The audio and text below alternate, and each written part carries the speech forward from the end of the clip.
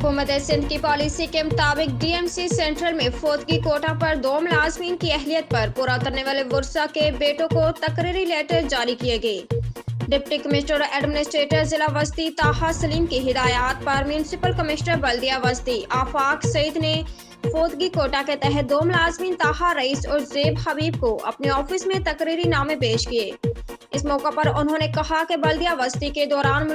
मुलाजमत इंतकाल कर जाने वाले मुलाजमीन की खदमात को किसी तौर पर नजरअंदाज नहीं कर सकते कि जिन मुलाजमीन की खदमात की बिना पर अदारे कायम रहते हैं उनकी वफात के बाद उनके अहले वर्सा को खसूसी कोटे के तहत बल्दिया वस्ती में मुलाजमत दी जाएगी। उन्होंने कहा कि जिस घर का कफिल इंतकाल कर जाता है उसे फौरी तौर पर माली मामलात में परेशानी का सामना करना पड़ता है,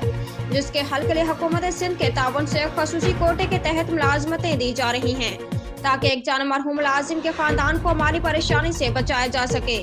और दूसरी जानिब उसके घर के अहले शख्स को सरकारी मुलाजमत मिल सके।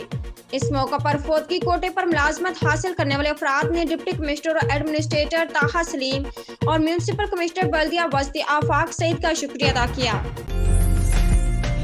उम्दा में पकाएं और जी भर के खाएं।